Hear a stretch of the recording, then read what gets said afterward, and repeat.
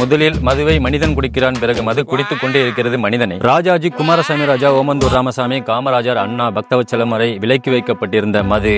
அப்போதுதான் உள்ளே வந்தார் கருணாநிதி.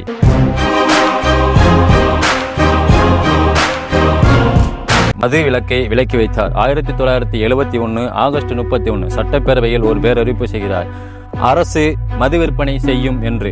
பின்னாளில் வந்த எம்ஜிஆர், கருணாநிதிக்கு நான் சளைத்தவரில்லை என்று டாஸ்மாக் நிறுவனத்தை அரசு தொடங்கி நடத்தும் என்று அறிவிப்பு செய்தார். அவருக்கும் நான் சளைத்தவரில்லை என்று ஜெயலலிதா நவீன அரசு பார் வசதிகளுடன் கடைகளை அதிகப்படுத்தி விற்பனையை அதிகமாக்கினார்.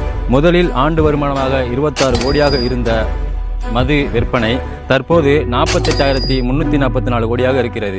முன்பு மது பாட்டிலில் உற்சாக பணம் விரும்பி குடியுங்கள் என்று வாசகம் பரிசீலிக்கப்பட்டது. பின்னாளில் மக்களை அது கேலி செய்யும் விதமாக இருக்கும் என்று மது நாட்டுக்கும் வீட்டுக்கும் உயிருக்கும் கேடு என்று மாற்றப்பட்டு விற்கப்பட்டு வருகிறது.